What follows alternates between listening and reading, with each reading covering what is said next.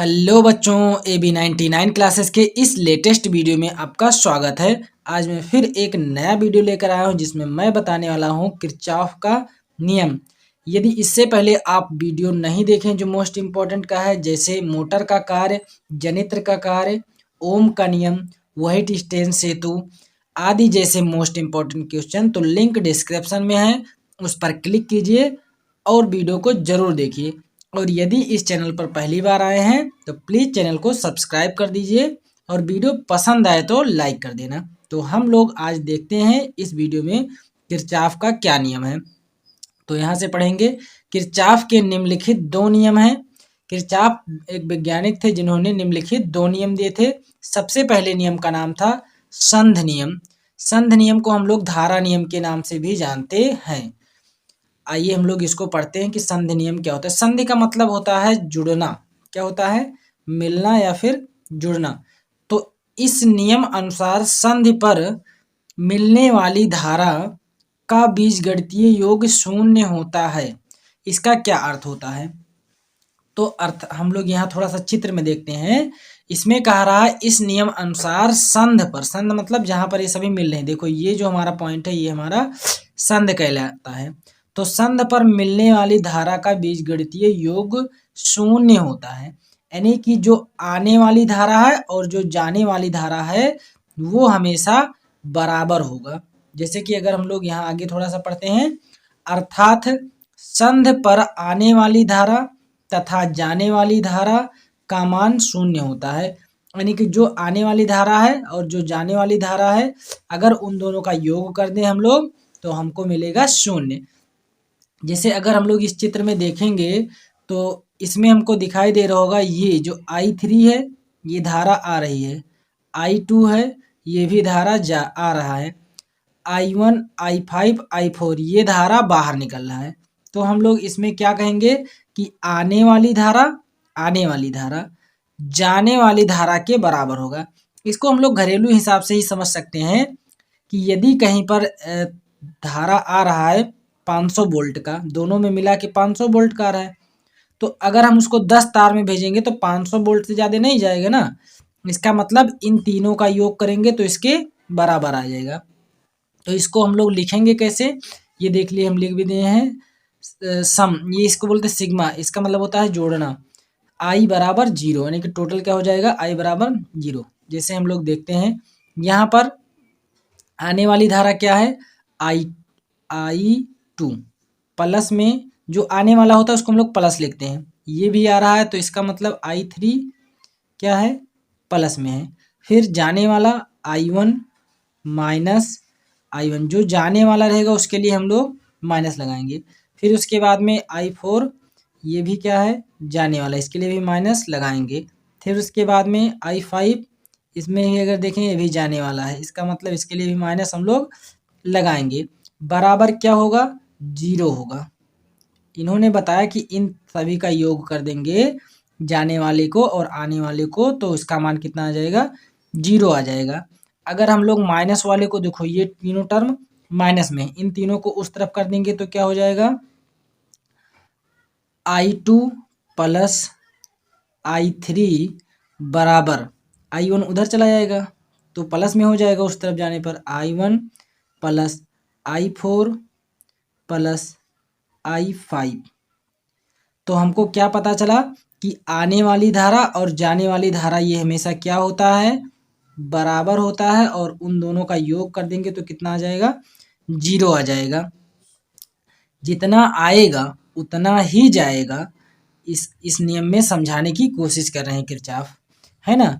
इसके बाद में अगर हम लोग इसका एक उदाहरण देख लें तो ज़्यादा समझ में आ जाएगा। मान लेते हैं हम लोग कि यहाँ पर आने वाली धारा कितनी है, 6 एम्पियर है, उसके बाद में 13 एम्पियर है, जाने वाली धारा टोटल कितनी है, 5 एम्पियर और 10 एम्पियर। अब कह रहा है कि इस आई का मान बताइए, आई मतलब धारा, यानी कि इसमें कितने एम्पियर की धारा जाएगी। तो हम लोग जानते हैं आने वाली धारा और जो तीनों जाने वाली धारा हैं ये बराबर होंगे, तो हम लोग इसको लिख देते हैं उसी हिसाब से। आने वाली धारा क्या है, 6 एम्पियर प्लस में 13 एम्पियर, और जाने वाली धारा कितना है, -5 एम्पेयर -10 एम्पेयर और ये भी जा रहा है तो -I एम्पेयर, क्योंकि अभी इसका मान हमको नहीं पता है तो इससे हम लोग निकालेंगे। तो अब हम लोग क्या करेंगे, बराबर होता है 0, इसको ले जाएंगे उस तरफ तो हो जाएगा, और इसके साथ ही साथ में हम लोग प्लस वाले को इकट्ठा कर देंगे तो 13 और 6, 13 6 19, 19 एम्पियर प्लस में है, माइनस में कितना है 10 5 15 एम्पेयर माइनस में है, और उस तरफ कितना है, इस आई ए को उस तरफ कर दिए हैं तो क्या हो गया है आई ए। अब हम लोग 19 से 15 घटा देंगे तो कितना हमारा बच जाएगा, 4 बच जाएगा, 4 एम्पेयर आई ए। इसका मतलब हमको क्या पता चला है कि इसमें से 4 एम्पियर की धारा जाएगी। देखो टोटल आने वाला कितना है, 13 6 19, तो जाएगा भी कितना 19, 10 5 15 और 4 19, तो हमको यहाँ पर पता चल गया कि इसमें कितना एम्पियर का धारा जाएगा, 4 एम्पियर का धारा जाएगा। तो आई होप आप लोगों को वीडियो पसंद आ रहा होगा। यदि वीडियो पसंद आ रहा हो तो प्लीज़ वीडियो को लाइक कर दीजिए। इसके बाद में हम लोग दूसरा नियम देखते हैं कि दूसरा नियम क्या है। दूसरा नियम है लूप नियम, या इसी को बोल्टता नियम के नाम से जानते हैं। ज़्यादातर बच्चों को यही कंफ्यूज करता है कि लूप नियम समझ नहीं पाते हैं, तो आपको समझाने के लिए मैं बिल्कुल सिंपल सा एक डायग्राम बनाया हूँ और सिंपल से इसको समझाया भी हूँ ताकि आप लोगों को कहीं भी दिक्कत ना हो। तो सबसे पहले थोड़ा सा पढ़िए, क्योंकि बिना पढ़े हम लोग जान नहीं सकते हैं। यह नियम बंद विद्युत परिपथ के लिए लागू होता है, यानी कि जो लूप का मतलब होता है बंद परिपथ, यानी कि ये नियम जो है बंद परिपथ के लिए लागू होता है। इसको एक नाम और से जानते हैं तो हम लोग लिख सकते हैं, इसको बोल्टता नियम के नाम से भी हम जानते हैं, लिख सकते हैं। इस नियम अनुसार, यानी कि लूप नियम अनुसार, यानी कि क्या है, किरचॉफ का द्वितीय नियम है। किसी बंद परिपथ में प्रतिरोध पर बोल्टता का बीजगणितीय योग, यानी कि किसी बंद परिपथ में, अगर इसको देख पा रहे होंगे तो ये एक परिपथ है। परिपथ का मतलब कोई रास्ता है, तो परिपथ में बंद है, कैसा है, बंद है। लिखा है प्रतिरोध पर बोल्ट का, जैसे अगर हम लोग यहाँ से धारा प्रवाहित करेंगे तो हम जानते हैं कि B बराबर क्या होता है, आई आर होता है। तो जब धारा जाएगा तो इस पर कुछ ना कुछ बोल्ट होगा, तो प्रतिरोध पर बोल्ट यानी कि कितना बोल्ट लग रहा है का बीजगणितीय योग, यानी कि जो जितना हमको बोल्ट लगाना पड़ रहा है उसका बीजगणितीय योग बंद परिपथ में स्थित सेलों के बीजगणितीय योग के बराबर होता है। बंद परिपथ में जितने बैटरी लगाए, सेल का मतलब होता है बैटरी, जितने बैटरी लगाए हैं उनके बीजगणितीय योग के बराबर होता है। यानी कि जितने अधिक बैटरी लगे होंगे उतना ही उसमें बोल्ट रहेगा। ये इस हमको लूप नियम में समझाने की कोशिश करनी है। तो वही बात लिखा है, एक बार फिर से पढ़ो। इस नियम अनुसार किसी बंद परिपथ में प्रतिरोध पर, यह है प्रतिरोध पर बोल्टता का बीजगणितीय योग बंद परिपथ में स्थित सेल यानी कि बैटरी के बीजगणितीय योग के बराबर होता है। इसको हम लोग समझते हैं, थोड़ा सा नीचे देखेंगे तब।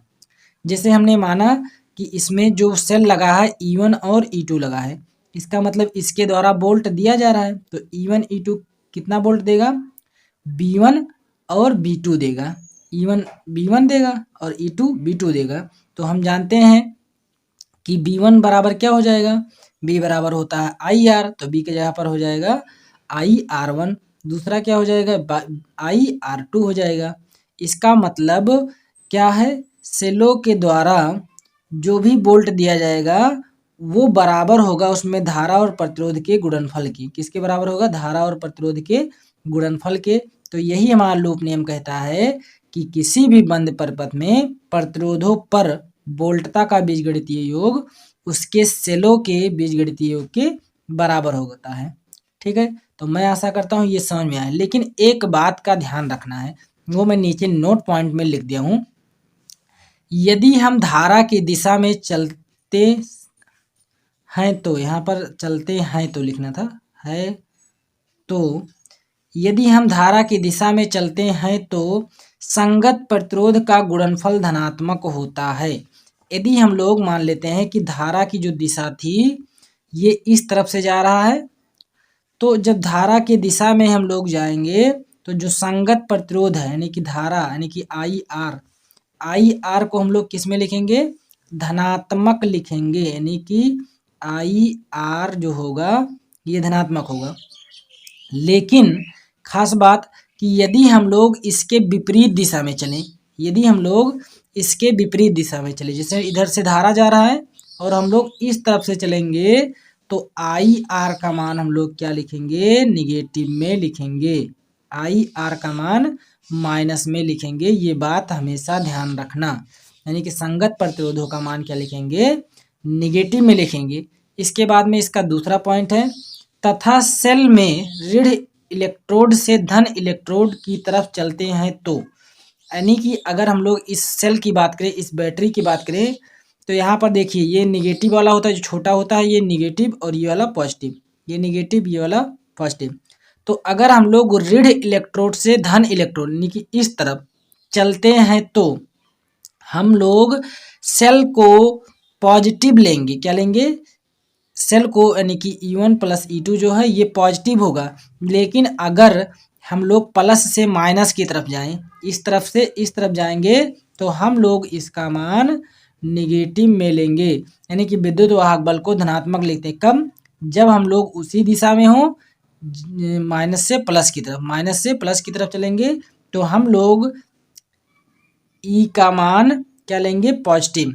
लेकिन अगर हम लोग ई मतलब विद्युत वाहक बल, और यदि हम लोग प्लस से माइनस की तरफ चलें, प्लस से माइनस की तरफ मतलब इस तरफ से इस तरफ जाने लगे तो हम लोग क्या लेंगे, ई का मान क्या लेंगे, निगेटिव में लेंगे, यानी कि विद्युत वाहक बल का मान क्या लेंगे, निगेटिव में लेंगे। तो ये बात हमको ध्यान होना चाहिए कि अगर हम लोग माइनस से प्लस की तरफ चल रहे हैं तो पॉजिटिव, और माइनस से प्लस से माइनस की तरफ चल रहे हैं तो निगेटिव, यानी कि अपोजिट होगा। जब माइनस से प्लस तो प्लस लेंगे, जब प्लस से माइनस तो माइनस लेंगे, ये बात याद रखना। और इसका अपोजिट क्या होता है, यदि हम लोग धारा के दिशा में जाते हैं तो संगत प्रतिरोध प्लस में, अगर उसके अपोजिट में जाते हैं तो हम लोग संगत प्रतिरोध को निगेटिव में लेंगे। व्हाइट स्टोन सेतु क्या है, ये बोर्ड एग्जाम की दृष्टि से मोस्ट इंपॉर्टेंट क्वेश्चन है। और यदि चैनल पर नए हैं तो प्लीज चैनल को सब्सक्राइब कर दीजिए। तो आइए हम लोग देखते हैं व्हाइट स्टोन सेतु क्या है। व्हाइट स्टोन सेतु एक ऐसा विशेष विद्युत परिपथ है जिसकी सहायता से किसी अज्ञात प्रतिरोध को ज्ञात किया जा सकता है। यानी कि व्हाइट स्टोन सेतु जो है एक विद्युत परिपथ है जिसकी सहायता से अज्ञात प्रतिरोध को ज्ञात किया जा सकता है। इसका मतलब अगर हमारे पास कुछ ज्ञात प्रतिरोध हो, उसकी सहायता से जो हमको ना पता हो, जिस प्रतिरोध के बारे में हमको नहीं पता हो, उसको हम ज्ञात कर सकते हैं।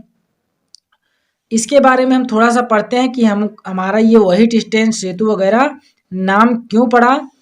तो इसका आविष्कार प्रोफेसर C.F. व्हाइट स्टोन ने किया था। यानी कि इस विधि का आविष्कार किसने किया था, यानी कि इस सेतु, देखो अगर सेतु देखना चाहते हैं तो सेतु ये बना है, तो इस सेतु का आविष्कार किसने किया था, प्रोफेसर C.F. व्हाइट स्टोन ने किया था। तो हम लोग वही पढ़ेंगे कि इसका आविष्कार प्रोफेसर C.F. व्हाइट स्टोन ने किया था, इसलिए इसे व्हाइट स्टोन सेतु का नाम से जाना जाता है। यानी कि हम लोग इसी कारण से इसे व्हाइट स्टोन सेतु के नाम से जानते हैं। फिर इसके बाद में आइए हम लोग इसकी रचना देखते हैं कि रचना इसका कैसा है। तो रचना में इस सेतु में 4 प्रतिरोध P, Q, R तथा S, इसमें देखेंगे यदि आप लोग तो P, Q, R तथा S चित्र अनुसार लगाया गया है, चित्र अनुसार लगाया गया है। यानी कि ये पहला प्रतिरोध AB के बीच, दूसरा प्रतिरोध BC के बीच, और तीसरा प्रतिरोध AD के बीच, और चौथा प्रतिरोध DC के बीच लगाया गया है। और इसके बाद में बिंदु A तथा C के बीच, बिंदु A तथा C के बीच विद्युत वाहक बल E, यानी कि इसमें एक बैटरी द्वारा इन दोनों के बीच में एक बैटरी द्वारा विद्युत वाहक बल E एक सेल और एक कुंजी से जोड़ा जाता है, यानी कि एक बैटरी द्वारा और एक कुंजी द्वारा जोड़ दिया जाता है। इसके बाद में अब हमको मान लेते हैं इस प्रतिरोध के बारे में पता है, इसके बारे में पता है, इसके बारे में पता है, एक नहीं पता है, तो हम लोग इसकी सहायता से तीन पता हो तो चौथा ज्ञात कर सकते हैं। अगर मान लेते हैं इसका नहीं पता है, इन तीनों का पता है, तो इसका भी ज्ञात कर लेंगे। तो हम लोग इसमें सूत्र प्रूफ करेंगे कि कैसे हम लोग इसको ज्ञात कर सकते हैं। ये जो क्वेश्चन है ये बहुत ही महत्वपूर्ण है, तो इसको आप जरूर से जरूर देखिए। और देखिए मैं बहुत शॉर्ट में ही लिखा दिया हूँ, तो आपको परेशान नहीं होना है। तो हम लोग इसकी उत्पत्ति देख लेते हैं कि इसकी उत्पत्ति कैसे हुई है। तो हम लोग सबसे पहले यहाँ थोड़ा सा लिख देंगे, माना संतुलित स्थिति, संतुलन की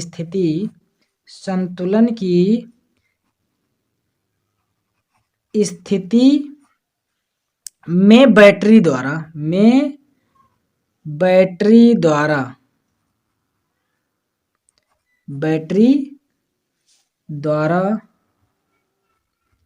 दी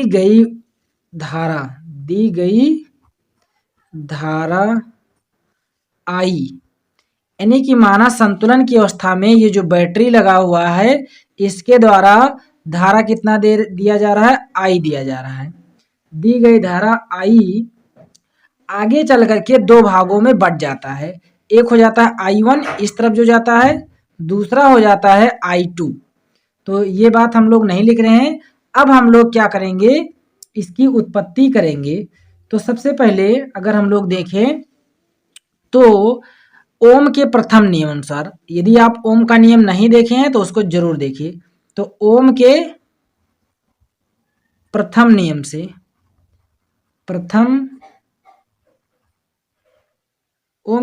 किरचॉफ के प्रथम नियम से, किरचॉफ के प्रथम नियम से, किरचॉफ के प्रथम नियम अनुसार, किरचॉफ के प्रथम नियम अनुसार हमको क्या पता था कि किसी भी संधि पर आने वाली धारा तथा जाने वाली धारा का मान क्या होता है, शून्य होता है। यानी कि आने वाला धारा I, जाने वाला धारा को हम लोग क्या लिखते हैं, माइनस में, -I1, और दूसरा भी जाने वाला धारा है तो -I2 बराबर क्या होता है, शून्य होता है। अगर हम लोग देखें यहाँ पर इन दोनों को उस तरफ कर देंगे तो टोटल धारा कितना हो जाएगा, I1, ये माइनस का उधर जाएगा तो प्लस का हो जाएगा, I1 प्लस में ये भी जाएगा उधर, तब प्लस में हो जाएगा I2।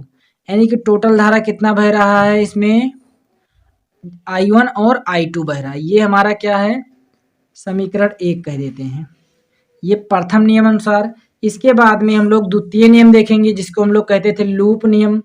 तो हम लेंगे लूप नियम लगाने पर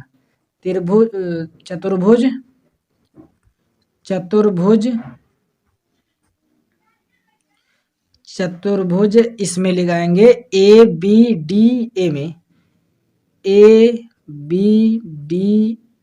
में लूप नियम लगाने पर, लूप नियम यानी कि हम लोग दूसरा नियम देखेंगे। लूप नियम लगाने पर हमको क्या पता चलेगा, हम जानते थे कि लूप नियम में क्या होता था, इसमें हो जाएगा जो अगर हम लोग इसको देखेंगे इधर इस तरफ, तो जो दूसरी तरफ जाता है उसको हम लोग क्या कर देते हैं, माइनस कर देते हैं। इसका मतलब I1P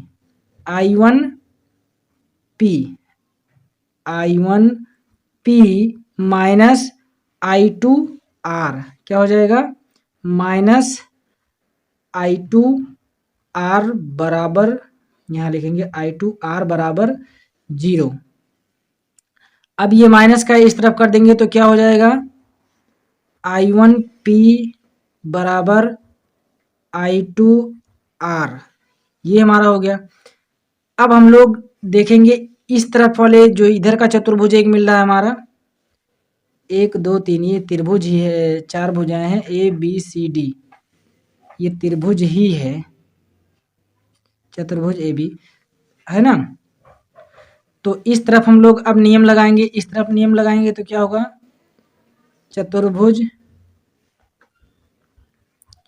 चतुर्भुज BCD B में, तो इसमें अगर हम लोग देखेंगे तो इस तरफ से धारा आ रही है, हम लोग इस धारा के सापेक्ष देख रहे हैं, तो इसका मतलब इधर से आ रही है और इधर वाला दूसरी तरफ जा रही थी, तो हम लोग इसको प्लस में लिखेंगे, इसको माइनस में लिखेंगे, यानी कि I1Q माइनस इसको कर देंगे क्या है, ये I2 है, क्योंकि धारा ये क्या है I2, देखो लिखा है इधर I1, I2S बराबर 0, बराबर क्या हो गया है, 0 हो गया है।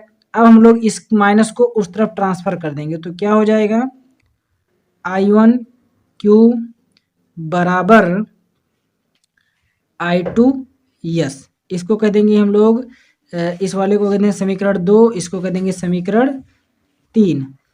अब हम लोग कहेंगे समीकरण 1 व 2 को भाग देने पर, समीकरण